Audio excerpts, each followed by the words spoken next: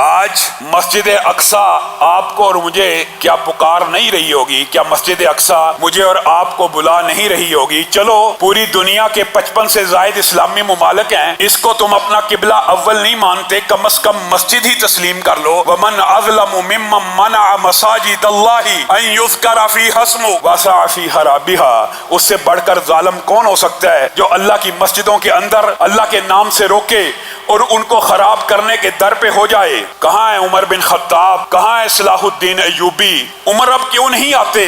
صلاح الدین ایوبی اب مسجد اقصی کی صدا پہ لبیک کیوں نہیں کہتے؟ اس کی ایک خاص وجہ ہے، مسجد اقصی ان 55 اسلامی ممالک کے ضمیر کے اوپر ایک تازیانہ بھی ہے، اور یہ 55 اسلامی ممالک جو اسلامی بھی ہیں اور بڑی شان سے کہتے ہیں ہم اسلامی ممالک ہیں، مسجد اقصی آج ان میں سے کسی ایک کا بھی قومی مسئلہ نہیں ہے۔ قومی مسئلہ ہوتا کسی ملک کا تو شاید آواز کھڑی ہو جاتی، لیکن آج یہ مسجد بیچاری کسی اسلامی ملک کا قومی مسئلہ بھی نہیں رہی، اور قومی مسئلوں کے اندر بھی ہمارا جو کردار ہے غلامی کا وہ آپ کے سامنے ہے۔ اینٹ کا جواب پتھر سے دیں گے، کشمیر شہرگ ہے، کشمیر شہرگ سے آہستہ آہستہ انڈیا کا ذاتی مسئلہ بن چکا ہے، وہ کون سی اینٹ آنی ہے جس کا جواب ہم نے پتھر سے دینا ہے؟ 70 سال سے کشمیریوں کے ساتھ کھڑے ہیں، کب تک کھڑے ہیں؟ جب تک آخری کشمیری مر نہیں جاتا۔ اسی طرح مسجد اقصی کے ساتھ کھڑے ہیں، کب تک کھڑے ہیں؟ جب مسجد اقصی کا آخری نمازی مر نہیں جاتا، شہید نہیں ہو جاتا، تب تک کھڑے ہیں۔ یہ اسلامی جذبات ہیں، اور حیرانگی کی بات ہے، حیرت کی بات ہے، دکھ کی بات ہے، علامہ شہید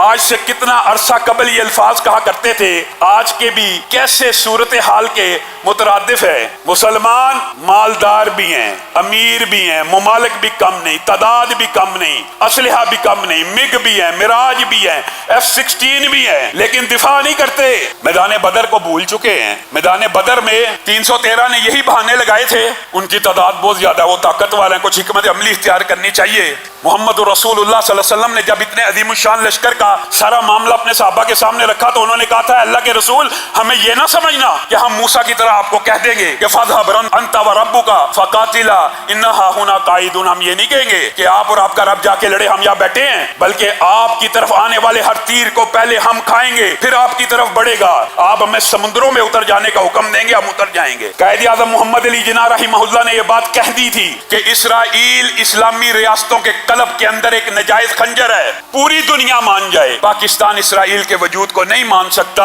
اور دکھ اور افسوس کی بات یہ ہے یہ اسرائیل عرب ریاستوں کے قلب کے اندر ہے، مسلم ریاستوں کے قلب کے اندر ہے۔ حقیقت میں اگر آپ اس کا نقشہ اٹھا کے دیکھیں نا، یہ محاورے کی بات نہیں ہے، یہ 1.5 ارب مسلمان صرف تھوک پھینکنا شروع کر دیں تو اس سے بھی سیلاب آ جائے، اتنا سا ملک ہے۔ پورے مسلمانوں کے منہ پہ تمانچے رسید کر رہا ہے۔ کہاں پہ ہے وہ لبرل مافیا؟ کہاں پہ وہ موم بتی مافیا؟ وہ لبرل آنٹیاں جنہوں نے پاکستان کے اندر ایک جعلی ڈرامے کے اوپر وویلا اٹھا دیا تھا کہ چرچ کے اوپر مسلمانوں نے قبضہ کر، وہ ویڈیو بھی جھوٹی ثابت ہو گئی ہے، وہ سب بھی جھوٹ ثابت ہوا۔ اس چرچ کے اوپر جو جعلی ویڈیو بنی، حملہ بھی نہیں تھا، وہاں پہ میلاد ہو رہا تھا، اس کے اوپر تو آپ نے انسانی حقوق کے بڑے بھاشن دیے تھے۔ آج مسجد اقصی کے اندر مسلمانوں کو عبادت کرنے نہیں دی جا رہی، کہاں پہ آزادی اظہار، کہاں پہ آزادی عبادت، کہاں پہ ہے حق عبادت، کہاں پہ ہے فریڈم آف ایکسپریشن؟ اپنی حق خود ارادیت کی بات تو دور کی بات ہے، جو عبادت ہے، جو پلیسز آف ورشپس ہیں، جن کو آپ اسینشل سروسز کہتے ہیں، جن کے اندر آپ کہتے ہیں ہر مذہب کو اجازت ہونی چاہیے، آج اس مسجد کا محاصرہ کر کر مسلمانوں کے اوپر جو ظلم و ستم کی داستانیں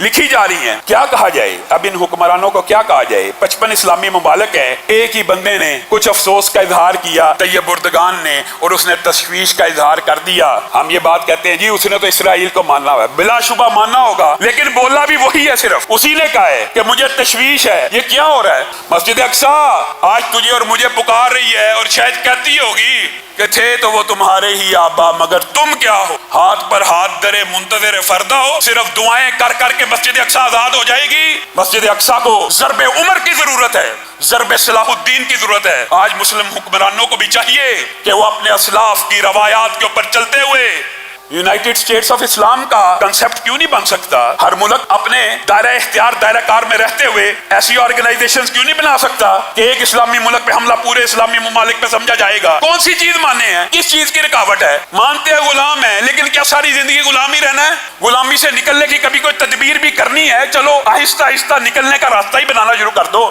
اپنے ہر حق کے چھن جانے پہ کچھ ایجیٹیشن کرے، کچھ احتجاج کرے، کچھ حق واپس لینے کی کوشش کرے تو اس کو وہ حق مل جاتا ہے۔ آج احتجاج بھی نہیں کیا جا سکتا۔ آج مسجد اقصی کے اوپر احتجاج کرنا بھی مشکل ہے۔ جو احتجاج کرے گا اسرائیل کا نام لکھو فیس بک کے اوپر، اکاؤنٹ بلاک، مسجد اقصی کی ویڈیو چڑھاؤ، اکاؤنٹ بلاک۔ آج مسلمان اس قدر پستی اور زوال کا شکار ہو چکے ہیں، ہمارے پاس اپنی اپلیکیشنز ہی نہیں ہیں، ہمارے پاس اپنے ٹولز ہی نہیں ہیں۔ یہ تعلیم کا بھی فائدہ ہے، اس کا انکار نہیں کر رہا، لیکن اللہ کی قسم غور و فکر کر لو، آج پاکستان بھی اس کرۂ ارض کے اوپر اس خطرناک خطے میں اگر محفوظ ہے تو اللہ کی قسم کھا کے کہتا ہوں اس ایٹم بم کی وجہ سے محفوظ ہے کہ چلو شکر ہے اس خطے کے حکمرانوں نے یہ سوچ لیا اور نبی کی اس حدیث کے اوپر عمل کر لیا کہ واقعی قوت کا دار و مدار اسلحے پر ہوگا، وہ حاصل کر لیا۔ لیکن تمام اسلامی ممالک کو اس کی طرف آنا پڑے گا۔ آپ سارے اسلامی ممالک اس بات کے اوپر جمع ہو جائیں کہ کسی اسلامی ملک کے اوپر حملہ ہمارے اوپر حملہ سمجھا جائے گا تو پھر اللہ تعالیٰ کی بھی بشارتیں ہیں، وہ 313 اکیلے کو نہیں ہے، کم من فیۃ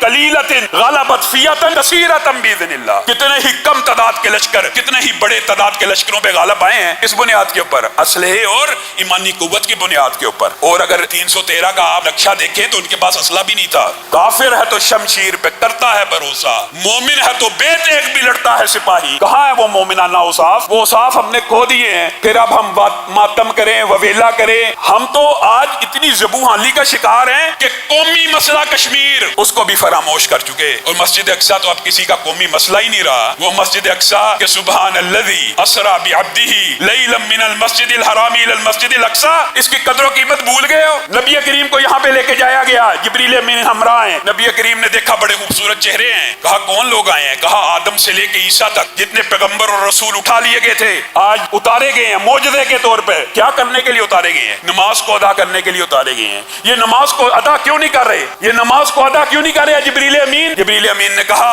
ان کو اپنے امام کا انتظار ہے۔ ان کا امام کون ہے؟ جبریل امین نے نبی کریم کے کاندھہ اقدس کے اوپر ہاتھ رکھا اور 1,24,000 کم و بیش انبیاء کے مسلح امامت پہ کھڑا کر دیا۔ یہاں پہ تیرے نبی نے اتنے نبیوں کو امامت کرائی۔ آج پارلیمنٹ کے اندر بھی پوری دنیا کے اندر بھی یہ واضح ہے کہ جی یہ مسلمانوں کا اس پہ حق نہیں ہے، مسلمانوں کا اس کے اوپر حق ہی نہیں ہے۔ اور خدا کا واسطہ یہ لبرل مافیا کی آنٹیاں آج سوئی ہوئی ہیں، ان کو انسانی حقوق اب یاد نہیں آ رہے کہ کسی مسلمان کو اس کی مسجد کے اندر عبادت نہیں کرنے دی جا رہی؟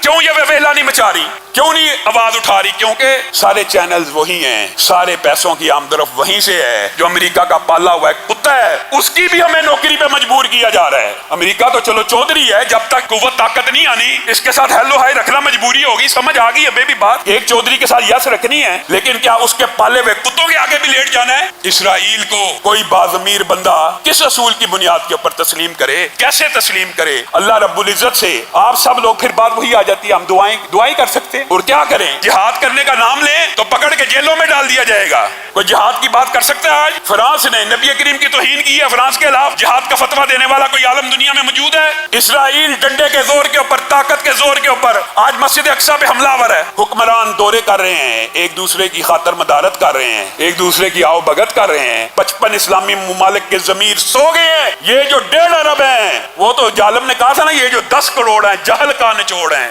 ان کی فکر سو گئی۔ آج 1.5 ارب مسلمانوں کی فکر سو گئی ہے۔ آؤ اپنے اسلاف کی روایات کی طرف پلٹو۔ تمہیں تاریخ بھی غلط پڑھائی گئی، تمہارے ساتھ پروپیگنڈا کیا گیا، تمہیں یہ سمجھایا گیا یہ 1,000 برس پرانی یونیورسٹیاں تھیں، ان کی وجہ سے شاید یہ مسلمانوں پہ غالب آ گئے، تمہیں غلط سمجھایا گیا۔ تیرے پیار کا تشکر بھلا پھر بھی کب ادا ہو، یہی بس میری دعا ہو کہ ہو سحر یا مساء ہو۔ میں سلام تجھ پہ بھیجوں، میں درود پڑھتا جاؤں، میں سلام تجھ پہ بھیجوں، میں درود پڑھتا جاؤں، سلام تجھ پہ بھیجوں،